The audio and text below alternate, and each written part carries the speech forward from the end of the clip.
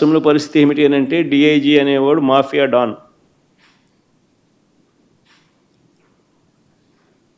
ఆ జోన్కు ఆయన కింద సిఐలు, ఓ డిఎస్పి, అదే ఆయన ఆర్మీ. ఆ నియోజకవర్గంలో జరిగే ఇసుక కానీ, నియోజకవర్గంలో జరిగే మద్యం కానీ, ఆ మద్యం బెల్ట్ షాపులు నిర్వహించాలన్నా దాని పర్మిషన్ కానీ, ఆ నియోజకవర్గ స్థాయిలో ఏ పరిశ్రమ నడవాలన్నా కూడా ఎమ్మెల్యేకి ఇచ్చే కప్పం దాకా, ఆ నియోజకవర్గంలో పేకాట క్లబ్బులు నడిపే విషయంలో కానీ, ఏ విషయంలోనైనా కానీ డిఐజీలు ఆధ్వర్యంలో సిఐలు డబ్బులు కలెక్ట్ చేస్తారు. వీళ్ళు ఎమ్మెల్యేలకు ఇస్తా ఉన్నారు రివర్స్.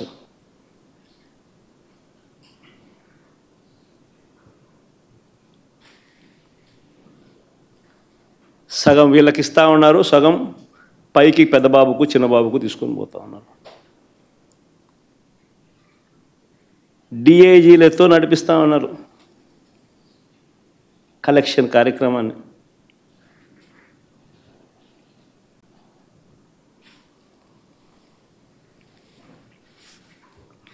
ఇవన్నీ చూసి భరించలేక కొంతమంది ఐపీఎస్ అధికారులు ఈ మధ్యకాలంలోనే చూసాం.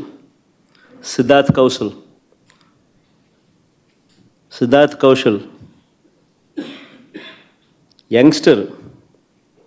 యంగ్ ఐపీఎస్ ఆఫీసర్ రాజీనామాలు చేసి వెళ్ళిపోతున్నారు వీఆర్ఎస్లు తీసుకొని. ఎందుకంటే ఆయన ఢిల్లీకి పోవడానికి రిలీవ్ చేయడు, ఎన్ఓసి ఇవ్వడు. సో ఇక్కడే ఉండి ఈయనతో వేధింపులు ఎందుకు అని చెప్పి ఏకంగా రాజీనామాలు చేసి వెళ్ళిపోతున్నారు వీఆర్ఎస్లు తీసుకుని.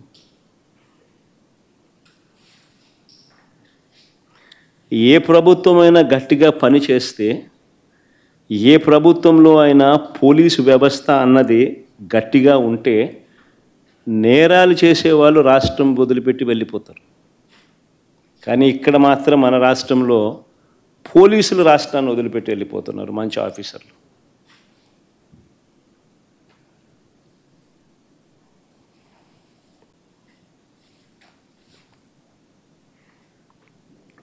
నేను అడుగుతా ఉన్నా, చంద్రబాబు నాయుడు గారు ఇన్ని సంవత్సరాలు 45 ఏళ్ళ ఇండస్ట్రీ అంటాడు, ఇన్ని సంవత్సరాల రాజకీయ జీవితం అంటాడు. నేను అడుగుతా ఉన్నా, చంద్రబాబు నాయుడు గారికి రాజకీయ పార్టీకి మౌలికంగా ఉన్న హక్కులు ఏమిటో చంద్రబాబు నాయుడు గారికి తెలియదా అని అడుగుతా ఉన్నా.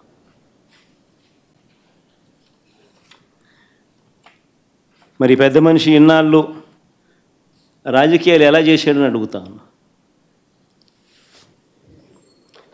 మీటింగులు పెట్టుకోవడము, ప్రజల దగ్గరకు వెళ్ళడము, ప్రజలను చైతన్యవంతులను చేయడము, ఇవన్నీ రాజకీయ పార్టీలకు ఉన్న హక్కులు కావా అని అడుగుతా ఉన్నా. ప్రభుత్వం ఏదైనా అన్యాయం చేసినా, ప్రభుత్వం వల్ల ఏదైనా నష్టం జరిగినా, ప్రభుత్వం ఏదైనా మోసం చేసినా ఆ ప్రభుత్వాన్ని ప్రశ్నించే హక్కు రాజకీయ పార్టీలకు లేదా అని అడుగుతా ఉన్నా.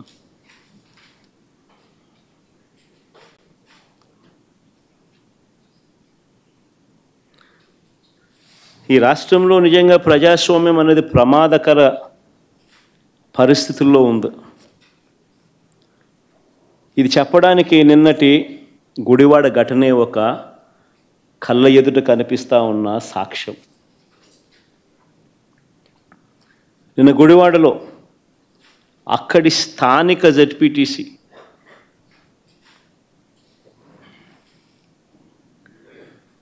కృష్ణా జిల్లా పరిషత్ చైర్పర్సన్ ఒక బీసీ మహిళ, నా సోదరి హారిక,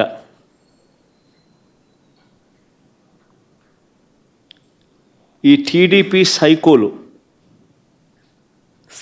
అనాలనో, చంద్రబాబు నాయుడు గారి సేడిజంలో భాగస్థులైన సేడిస్టులు అనాలనో కానీ,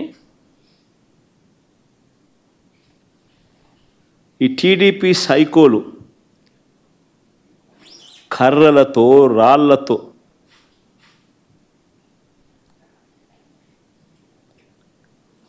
దాడి చేసిన ఘటన. ఆమె చేసిన తప్పేమిటి అని అడుగుతా ఉన్నా. ఆమె చేసిన తప్పేమిటి అని అడుగుతా ఉన్నా. ఎందుకు ఆమె మీద దాడి చేశారు?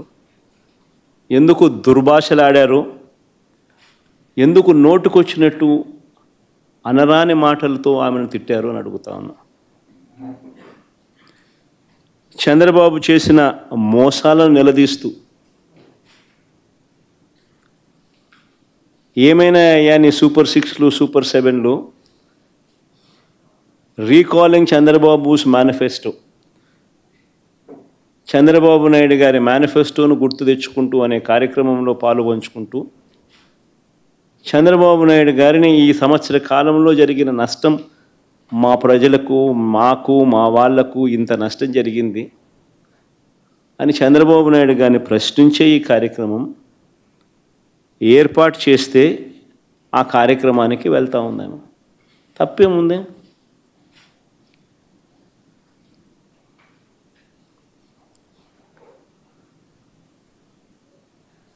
సాయంత్రం 5 గంటలకు మొదలైంది ఈ మీద దాడి. దారిలో పోతా ఉంటే కారును అడ్డగించినారు.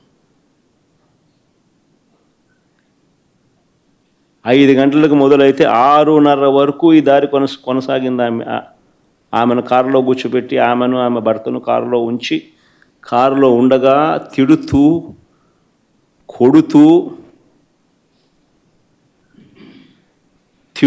కొడుతూ కారు అద్దాలను ధ్వంసం చేస్తూ, ఆశ్చర్యం ఏంటంటే ఇవన్నీ పోలీసుల సమక్షంలో జరుగుతూ ఉన్నాయి. పోలీసులు ప్రేక్షక పాత్ర పోషిస్తూ ఉన్నారు.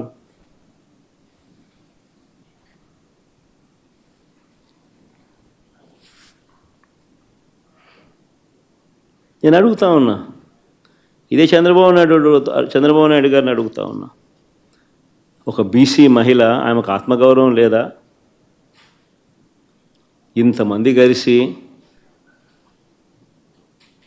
ఇంతమంది సైకోలుగా బిహేవ్ చేసి, సేడిస్టులుగా బిహేవ్ చేసి ఆమెను తిడుతూ, అనరాని మాటలు ఆమెను అంటూ, ఆమె భర్తను, కారులో ఉన్న ఆమెను కారు అద్దాలు పగలు కొడుతూ, పక్కనున్న వాళ్ళను కొడుతూ, దారి కాచి కారు ఆపి పోలీసుల సమక్షంలో చేతిలో అధికారులు ఉన్నారు కదా అని చెప్పి, అధికారం ఉంది కదా అని చెప్పి చంద్రబాబు నాయుడు గారు ఏం చేస్తూ ఉన్నారు? ఇది సేడిజం కాకపోతే ఏమిటని అడుగుతా ఉన్నా.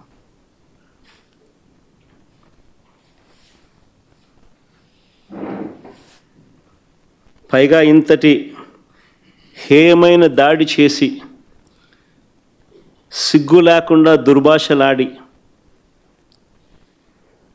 ఒక బీసీ మహిళను, నా చెల్లి హారికను పట్టుకొని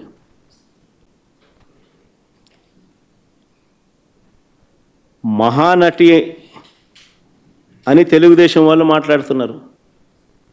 సిగ్గుండాలి కదా.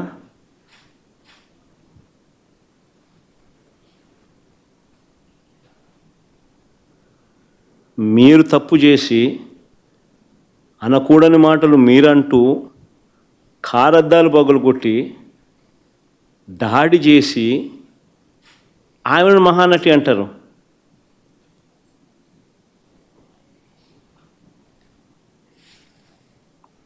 నిజంగా మహానటులు ఒకసారి అది కూడా చూడండి, ఒకసారి వీడియో క్లిప్పింగ్ కూడా ఒకసారి చూడండి.